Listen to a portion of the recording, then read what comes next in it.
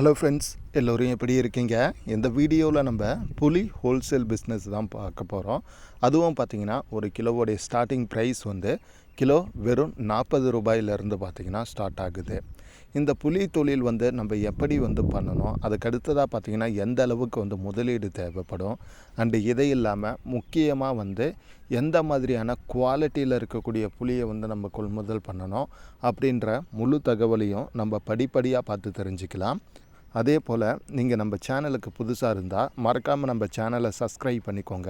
கூட அந்த பெல் ஐக்கானை கிளிக் பண்ணி ஆள் கொடுங்க. அப்போ தான் நம்ம போடக்கூடிய ஒவ்வொரு வீடியோவும் பார்த்திங்கன்னா உங்களுக்கு நோட்டிஃபிகேஷனாக வர ஆரம்பிக்கும். சரி, வாங்க இப்போ நம்ம இந்த புலி ஹோல்சேல் பிஸ்னஸ் பற்றி தெரிஞ்சுக்கலாம். பொதுவாக பார்த்திங்கன்னா வேர்ல்டு லெவலில் அதிகமான அளவுக்கு புலி உற்பத்தி செய்யக்கூடிய நாடுகளில் இந்தியா ரொம்ப முக்கியமானது. இங்கே லோக்கல் மார்க்கெட் மட்டும் இல்லாமல் வெளிநாடுகளுக்கும் பார்த்திங்கன்னா அதிகமான அளவுக்கு இங்கேருந்து தான் எக்ஸ்போர்ட்டும் ஆகுது. ஸோ இதில் நல்ல ஃபைன் குவாலிட்டி, அதாவது எக்ஸ்போர்ட் குவாலிட்டியில் இருக்கக்கூடிய புலி உங்களுக்கு வேணும் அப்படின்னு சொல்லி நினச்சிங்கன்னா அதுக்கு சத்தீஸ்கரில் இருக்கக்கூடிய ஜலகலாபாத் ஏபிஎம்சி தான். அங்கே பார்த்திங்கன்னா இந்தியாவிலே ரொம்ப நல்ல குவாலிட்டியான புலி எங்கே விளையுதுன்னா அங்கே தான். ஸோ அந்த சத்தீஸ்கரில் இருக்கக்கூடிய ஜலகலாபாத் ஏபிஎம்சி அங்கே தான் பார்த்திங்கன்னா அந்த மாதிரியான குவாலிட்டியான புலிகள்லாம் பார்த்திங்கன்னா அதிகமான அளவுக்கு வரும். ஸோ நீங்கள் எக்ஸ்போர்ட் பண்ணுற மாதிரியாக இருந்தால் அந்த இடத்த டார்கெட் பண்ணுங்கள். அப்படியே இல்லைனாலும் ஒரு பிராண்ட் இமேஜ் க்ரியேட் பண்ணி மார்க்கெட்டிங் பண்ணலாம் அப்படின்னு சொல்லி நினைக்கிறீங்கன்னா அதுவும் பார்த்திங்கன்னா உங்களுக்கு அந்த ஜலகலாபாத் ஏபிஎம்சி ரொம்பவும் பெஸ்ட்டாக இருக்கும். அப்படிலாம் இல்லை, நான் ஃபுல் அண்ட் ஃபுல்லாக லோக்கல் மார்க்கெட்டு தான் கான்சென்ட்ரேட் பண்ணலான்னு இருக்கேன் அப்படின்னு சொல்லி நினைக்கிறீங்கன்னா உங்களுக்கு நீங்கள் இங்கே லோக்கலில் இருந்து வாங்கலாம். ஸோ லோக்கலில் இருந்து வாங்கிறத விட கர்நாடகா அண்ட் ஆந்திர பிரதேஷ் இந்த மாதிரியான மாநிலங்களில் இருந்து எடுக்கிறது இன்னமும் பார்த்திங்கன்னா ரொம்பவும் நல்லதாக இருக்கும். ஏன்னா அங்கே தான் அதிகமான அளவுக்கு ப்ராசஸ் ஆகி புலி பார்த்திங்கன்னா நம்ம ஏரியாவுக்கு இருக்கக்கூடிய ஹோல்சேல் மார்க்கெட்டுக்கு வருது. நம்ம இங்கே வாங்கிறத விட அங்கேயே வாங்கிட்டோன்னா இன்னமும் பார்த்திங்கன்னா நமக்கு நல்ல லாபங்கள் கிடைக்கும். அண்ட் அது மட்டும் இல்லாமல் அங்கே ப்ராப்பரான ஏபிஎம்சி இருக்குது. அப்படின்றதுனால பார்த்திங்கன்னா நேரடியாக நம்மளால் வாங்க முடியும். அதாவது அங்கே இருக்கக்கூடிய அந்த ட்ரேடர்ஸ்க்கு நம்ம ஒரு கமிஷன் மட்டும் பே பண்ணாலே போதுமானது. நல்ல குவாலிட்டியான புலியை பார்த்திங்கன்னா அவங்களே நமக்கு எடுத்து கொடுத்துருவாங்க. அதனாலே இங்கே சேல்ஸ் பண்ணக்கூடிய ஹோல்சேலர்ஸ் பார்த்திங்கன்னா கம்பல்சரி ஒரு மார்ஜின் வச்சு தான் பண்ணுவாங்க. அதை பார்த்திங்கன்னா நம்மளால் அவாய்ட் பண்ண முடியும் அங்கே போய் வாங்குறப்ப.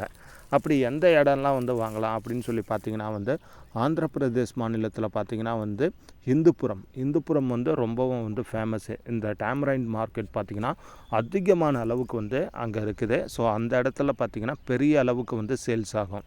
அந்த புலி ப்ராசஸிங் பண்ணுற மிகப்பெரிய அந்த மில் வச்சுருக்காங்க இல்லையா, அதாவது அந்த புலியில் இருக்கக்கூடிய கொட்டையெல்லாம் எடுத்து சுத்தம் பண்ணி அதை பேக்கிங் பண்ணி கொண்டு அந்த இடத்துல சேல்ஸ் பண்ணுறவங்கலாம் பார்த்திங்கன்னா அதிகமான அளவுக்கு இருக்கிறாங்க. அண்டு இதை இல்லாமல் ஃபார்மர்ஸும் பார்த்திங்கன்னா நேரடியாக அதிகமான அளவுக்கு அந்த இந்துப்புரம் ஏபிஎம்சியில் சேல்ஸ் பண்ணுறாங்க. அதனால்னு பார்த்திங்கன்னா நல்ல குவாலிட்டியான புலிகள்லாம் பார்த்திங்கன்னா அங்கேயும் கிடைக்கும்.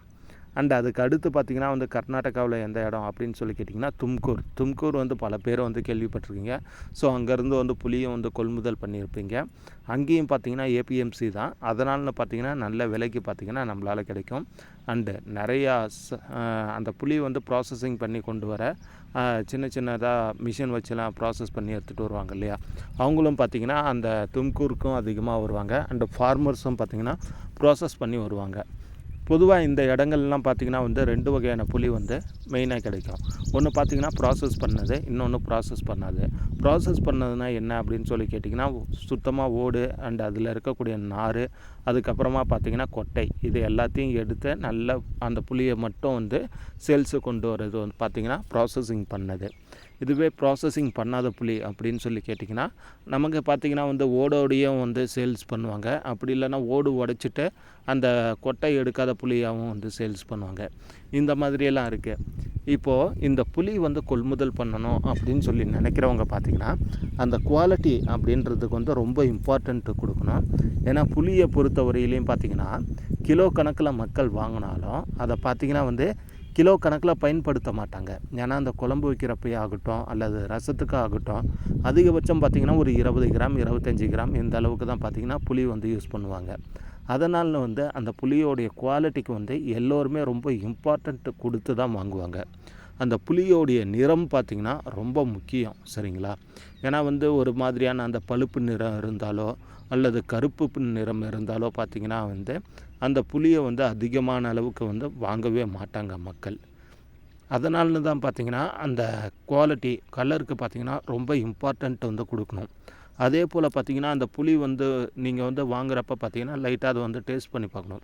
ஸோ அந்த புளிப்புத்தன்மைங்கிறது இருக்குதா அல்லது இனிப்பா அப்படிங்கிறதுலாம் பார்த்திங்கன்னா நீங்கள் செக் பண்ணி பார்த்து தான் வாங்கணும். ஸோ ஃபுல்லாலாம் வந்து வாங்க முடியாது. ஸோ மேக்ஸிமம் பார்த்திங்கன்னா ஏபிஎம்சிலே வந்து பிரிச்சுருவாங்க. அதாவது ஸ்வீட் புளினா ஸ்வீட்டு அப்படின்னு சொல்லிட்டு நார்மல் புளினா நார்மல், சரிங்களா? அதை வந்து பிரிச்சுருவாங்க. பட் வந்து இதெல்லாம் நீங்கள் செக் பண்ணி வாங்கணும். இந்த புளி வந்து கொள்முதல் பண்ணுறவங்க இதை வந்து தெரிஞ்சுக்கோங்க. மஸ்ட்டு அந்த குவாலிட்டிக்கு வந்து இம்பார்ட்டன்ட் கொடுங்க. ஏன்னா மற்ற பிஸ்னஸ் மாதிரி இது வந்து கிடையாது. அந்த நிறங்கள் கொஞ்சம் மாறினாலும் பார்த்திங்கன்னா அந்த புளியை வந்து மக்கள் வாங்க மாட்டாங்க. அப்படி இருக்கிறப்ப பார்த்திங்கன்னா நமக்கு வந்து லாஸ் ஆகிடும். ஸோ அதனால் வந்து கொள்முதல் பண்ணுறப்ப சரியான நிறம் அந்த குவாலிட்டியில் இருக்கிறத பார்த்து கொள்முதல் பண்ணுங்கள். அடுத்து பார்த்திங்கன்னா விலை நிலவரம் எப்படி இருக்குது அப்படின்னு சொல்லி கேட்டிங்கன்னா, ஸோ ஆவரேஜாக வந்து கிலோ 40 ரூபாயிலேருந்து ஆரம்பமாகி 90, 100, 110, ஏன் சில டைமில் 120 ரூபாய் வரையெல்லாம் விலை போகுது. அந்தந்த புளியோடைய குவாலிட்டிக்கு ஏற்ற மாதிரி பார்த்திங்கன்னா போகும். ஸோ இருக்கிறதுலே நல்ல அந்த சில ரகங்கள்லாம் பார்த்திங்கன்னா எக்ஸ்போர்ட் குவாலிட்டி அப்படின்னு சொல்லுவாங்க. வெளிநாடுங்களுக்கு அதிகமான அளவுக்கு ஏற்றுமதி ஆகிறது. அதெல்லாம் பார்த்திங்கன்னா அந்த 90 ரூபாயிலேருந்து 90 ரூபாய்க்கு மேலே சேல்ஸ் ஆகிறது எல்லாமே பார்த்திங்கன்னா அந்த எக்ஸ்போர்ட் குவாலிட்டி தான். லோக்கல் மார்க்கெட்டை பொறுத்தவரையிலையும் பார்த்திங்கன்னா 70, 80 இந்த மாதிரியான ரேட்டில் இருக்கிறது தான் ரொம்ப நல்ல குவாலிட்டி. அதுதான் பார்த்திங்கன்னா வந்து கொள்முதல் பண்ணிக்கிட்டு வந்து இங்கே வந்து சேல்ஸ் பண்ணுறாங்க. அதாவது சேல்ஸும் பண்ணுறாங்க. ஒரு பிராண்ட் இமேஜில் வந்து பேக்கிங் பண்ணி ரீட்டைல் மார்க்கெட்டுக்கும் பார்த்திங்கன்னா வந்து கொண்டு போயிட்டு சப்ளை பண்ணுறாங்க. ஸோ இதை பார்த்திங்கன்னா நீங்கள் வந்து ப்ராப்பராக தெரிஞ்சுக்கணும். அதாவது வந்து புளியை வந்து கொள்முதல் பண்ணுறப்ப சரியான முறையில் வந்து பிளான் பண்ணி அந்த நிறங்கள் அண்ட் குவாலிட்டிக்கு வந்து இம்பார்ட்டண்ட்டு கொடுத்து கொள்முதல் பண்ணுங்கள். அது பார்த்திங்கன்னா ரொம்ப முக்கியம். அதுக்கு அடுத்ததாக பார்த்திங்கன்னா வந்து மிகப்பெரிய அளவுக்கு வந்து புளியை வந்து எப்போயுமே கொள்முதல் பண்ணாதீங்க. ஏன்னு பார்த்திங்கன்னா அதுவும் வந்து லாஸில் கொண்டு போய்விடும். அதுக்கான காரணம் என்ன அப்படின்னு சொல்லி கேட்டிங்கன்னா, புளி வந்து நம்மளால் வந்து ரொம்ப நாள் வந்து ஸ்டாக் மெயின்டைன் பண்ணணும்னா கம்பல்சரி நம்மக்கிட்ட கோல்டு ஸ்டோரேஜ் அப்படின்றது வந்து இருக்கணும். ஸோ அந்த கோல்டு ஸ்டோரேஜ் இருந்தால் தான் அந்த புளி வந்து கெட்டு போகாமல், அதாவது அதோடைய நிறங்கள் வந்து மாறாமல் இருக்கும். அந்த மாதிரி அந்த நிறம் மாறாமல் இருந்தால் மட்டும்தான் அந்த புளியை வந்து நம்மளால் சேல்ஸ் பண்ண முடியும். நிறம் மாறிடுச்சுன்னா சேல்ஸ் பண்ண முடியாது.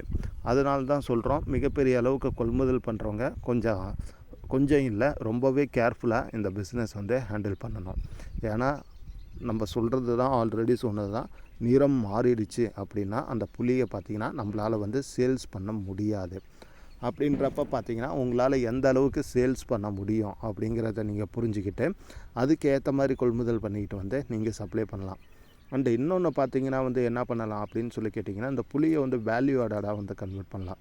ஸோ வேல்யூ ஆடடாக எப்படி அப்படின்னு சொல்லி கேட்டிங்கன்னா, அதாவது வந்து அந்த ஸ்வீட் ஜெல்லி சாக்லேட்ஸ் இந்த மாதிரியான பிஸ்னஸ் வந்து மார்க்கெட்டில் பார்த்திங்கன்னா வந்து இருக்குது. ஸோ அதனால்னு பார்த்திங்கன்னா நம்ம அந்த மாதிரியும் வந்து பண்ண முடியும்.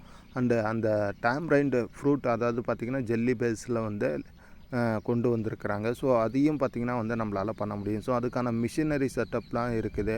அண்டு ப்ராசஸிங்கு, லைசன்ஸ் அப்படி இப்படின்னு நிறையா இன்வெஸ்ட்மெண்ட் அப்படின்றது வந்து தேவைப்படும். ஸோ ஸ்டார்டிங்கில் வந்து இந்த மாதிரி வந்து ட்ரை பண்ணி பாருங்கள். அந்த புளியை வந்து நீங்கள் ஒரு மினிமமான அளவுக்கு கொள்முதல் பண்ணிக்கிட்டு வந்து சேல்ஸ் பண்ணுங்கள். ஒரு நல்ல லாபம் அப்படிங்கிறது பார்த்திங்கன்னா வந்து கண்டிப்பாக கிடைக்கும். இதுவே உங்கள் கிட்டே கோல்டு ஸ்டோரேஜ் இருக்குது அப்படிங்கிற பட்சத்தில் பார்த்திங்கன்னா நீங்கள் வந்து கோல்டு ஸ்டோரேஜில் வந்து ஸ்டோர் பண்ணி வச்சுருந்த ஒரு 5லேருந்து 6 மாதங்கள் கழித்து மார்க்கெட்டுக்கு கொண்டு வரப்போ பார்த்திங்கன்னா உங்களுக்கு வந்து பல மடங்கு வந்து லாபங்கள் கிடைக்கும். உங்களால் ப்ராப்பராக அந்த மாதிரியான பிஸ்னஸ் வந்து எடுத்து பண்ண முடியும் அப்படிங்கிற ஒரு நம்பிக்கை உங்ககிட்ட இருக்குது. அப்படிங்கிற பட்சத்தில் நம்ம சொன்ன ஏபிஎம்சிக்கு நேரடியாக போங்க. நேரடியாக போய் பார்த்து நல்ல குவாலிட்டியான புளியை கொள்முதல் பண்ணிக்கிட்டு வந்து இங்கே சப்ளை பண்ணுங்கள். மற்றபடி இந்த வீடியோவை பற்றின உங்களுடைய கருத்துக்களை மறக்காமல் கமெண்டில் சொல்லுங்கள். அண்டு வீடியோவை பிடிச்சிருந்தா ஒரு லைக் அண்டு ஷேர் பண்ண மறக்காதீங்க ஃப்ரெண்ட்ஸ். தேங்க்யூ.